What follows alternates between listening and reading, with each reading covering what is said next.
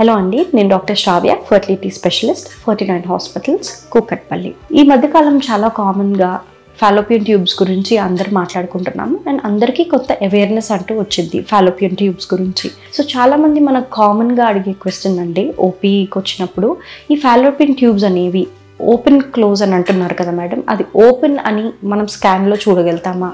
ఒకవేళ స్కాన్లో చూడలేకపోతే మనం వేరే టెస్ట్స్, ఇతర టెస్ట్స్ ద్వారా మనము ట్యూబ్స్ ఓపెనా క్లోజా అన్నది తెలుసుకోవచ్చా అని చాలామంది మనకు కామన్గా అడుగుతారు.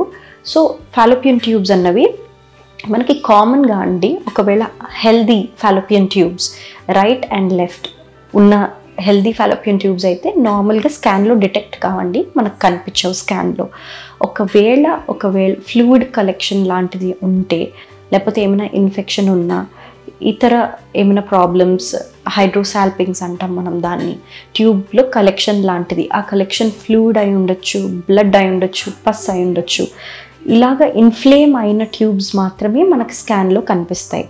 సో జస్ట్ అది ఇన్ఫెక్టెడా కాదా అన్నది మనం స్కాన్లో ఎప్పుడన్నా తెలుసుకోవచ్చే, కానీ అది ఓపెన్ ఉందా క్లోజ్ ఉన్నదా అన్నది మాత్రం మనం కొన్ని స్పెసిఫిక్ టెస్ట్స్ ఉంటేనే మనం ట్యూబ్ టెస్ట్స్ అని, ట్యూబ్స్ ఓపెన్ ఉన్నాయో లేదో అనేది తెలుసుకోవచ్చు. సో దాంట్లో మనం చాలా కామన్గా అండ్ చాలా సింపుల్గా అయిపోయే ప్రొసీజర్, ఓపీడీ ప్రొసీజర్ అండి, saline infusion sonogram.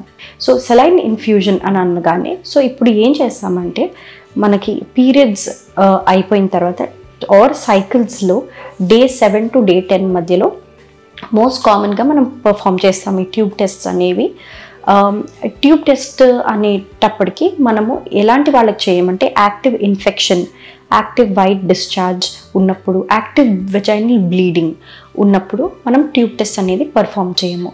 And ideal time మనం ఇందాక మాట్లాడుకున్నట్టు పీరియడ్ డే 7 నుంచి డే 10 మధ్యలో మనము ట్యూబ్ టెస్ట్ అనేది చేసుకోవచ్చు.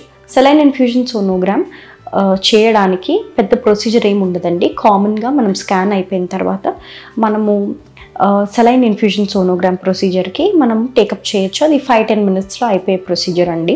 సో ఏం చేస్తాము అంటే, కింద నుంచి మనం సర్విక్స్ ద్వారా, వజైనల్ రూట్గా సర్విక్స్ ద్వారా మనం ఒక క్యాథెటర్ పెట్టి, ఒక సాఫ్ట్ క్యాథెటర్ కానీ ఇంకొక స్టిఫ్ క్యాథెటర్ కానీ పెట్టి మనం యుట్రస్లోకి సలైన్ పుష్ చేస్తామండి.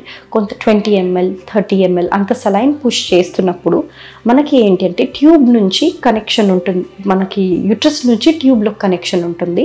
సో మనం సలైన్ యుట్రస్లోకి పుష్ చేసినప్పుడు ఆ సలైన్ మనకి ట్యూబ్లోకి స్పిల్ అండ్ ట్యూబ్లోకి వెళ్ళి ఆ ట్యూబ్ నుంచి బయటకు రావడానికి మనకు కనిపిస్తుందండి. సో మనకి స్పిల్ అనేది అబ్డామిన్లోకి స్పిల్ అయినప్పుడు మనకు కనిపిస్తుంది. ఇది మనం ఎలా చూస్తాము అంటే, స్కాన్లో చూస్తామండి.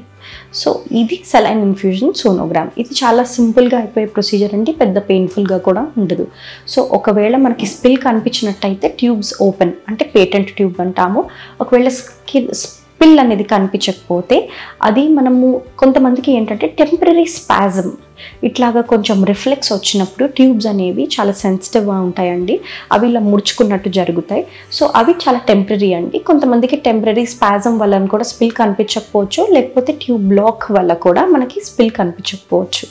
నెక్స్ట్ టెస్ట్ అనేది మనం హెచ్ఎస్జి అని మనము చేస్తామండి. ఈ హెచ్ఎస్జి టెస్ట్లో ఏంటి అంటే అండి, మనము ఇన్స్టెడ్ ఆఫ్ సెలైన్ మనము ఒక ఆయిల్ బేస్డ్ డైని మనం పుష్ చేయడం జరుగుతుంది.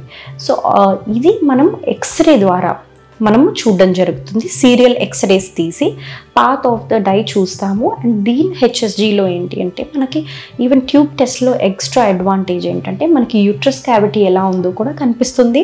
అండ్ మన నార్మల్ ఉందా, అబ్నార్మల్ ఉందా, అసలు డిస్టెండ్ అవుతుందా లేదా అన్నది కూడా కనిపిస్తుంది. అలానే ట్యూబ్స్ కూడా బాగున్నాయా లేదా అన్నది తెలుస్తుంది. ఇది కాకుండా ఇంకా డెఫినెటివ్గా 100% ట్యూబ్స్ ఓపెన్ ఉన్నాయా క్లోజ్ ఉన్నాయా అని తెలుసుకోవడానికి మనం లాప్రోస్కోపీలో ఒక పార్ట్ ఆఫ్ లాప్రోస్కోపీ క్రోమోపర్టివేషన్ అండి. ఒక డై అనేది మనము ఇంజెక్ట్ చేయడం జరుగుతుంది, కింద నుంచి పుష్ చేయడం జరుగుతుంది. అది మనం లాప్రోస్కోపీ ద్వారా మనం కెమెరాలో మనం స్క్రీన్ మీద చూడొచ్చు. స్పిల్ ఉంది అని అంటే మనకు ఆ డై అనేది స్పిల్ అవుతున్నట్టు కనిపిస్తుంది. సో ట్యూబ్ టెస్ట్ చేయించుకోవడం చాలా ఇంపార్టెంట్ అండి. అప్పుడు ట్యూబ్స్ అనేది మనం ఓపెన్ ఉంటే మనం న్యాచురల్గా ట్రై చేసే అవకాశాలు ఉంటాయి. అండ్ ట్యూబ్స్ బ్లాక్ ఉంటే, ఒక సైడ్ బ్లాక్ ఉంటే మనకి ఛాన్సెస్ మాత్రమే తగ్గుతాయి కానీ న్యాచురల్ ప్రెగ్నెన్సీ రాదు అన్నట్టు ఏం లేదండి. ఒకవేళ రెండు వైపులు ట్యూబ్స్ బ్లాక్ ఉంటే మనం ఇలాంటి వాళ్ళకి ఐవీఎఫ్ అనేది సజెస్ట్ చేస్తాం. కానీ ట్యూబ్స్ అనేవి ఓపెన్గా ఉంటే 100% ప్రెగ్నెన్సీ వస్తుందా అంటే లేదు అండి. ట్యూబ్స్ ఓపెన్ ఉన్నాయో లేదో ఒక్కటే మనం టెస్ట్ ద్వారా తెలుసుకోవచ్చు. కానీ అసలు స్పర్మ్ బాగుందా, ఎగ్ వస్తుందా, ఓవిలేట్ అవుతుందా, అసలు ఎగ్ వరకు స్పర్మ్ చేరుతుందా లేదా, ఫర్టిలైజ్ అవుతుందా లేదా అన్నది మనకు తెలియదు. కాబట్టి జస్ట్ ట్యూబ్ టెస్ట్ చేయడం ద్వారా మనకు 100% సక్సెస్ ప్రెగ్నెన్సీ వస్తుందా అన్నది గ్యారంటీ ఉండదు. సో ట్యూబ్ టెస్ట్ చేయించుకోండి. డెఫినెట్గా ట్యూబ్స్ ఓపెన్ ఉన్నాయో లేదో తెలుసుకోవడం చాలా ఇంపార్టెంట్ అండి. Thank you.